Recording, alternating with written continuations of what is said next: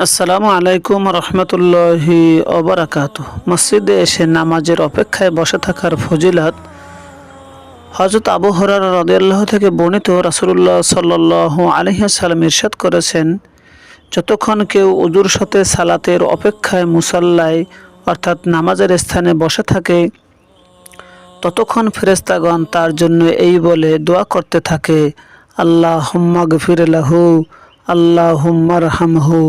হে আল্লাহ, আপনি তাকে ক্ষমা করে দিন এবং তার উপর রহম করুন।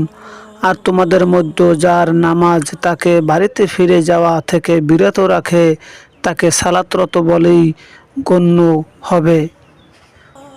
উক্ত হাদিসটি বুখারী শরীফের 659 নম্বর হাদিসের মধ্যে উল্লেখ রয়েছে। আমাদের উচিত ঠিকমতো নামাজ আদায় করা।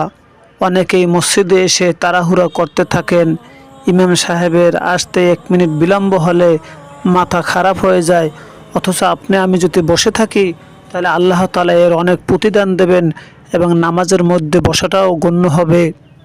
মহান আল্লাহ তাআলা আপনাদেরকে আমাদেরকে কবুল করুন, আমিন। আসসালামু আলাইকুম রহমতুল্লাহি ওয়া বারাকাতুহু।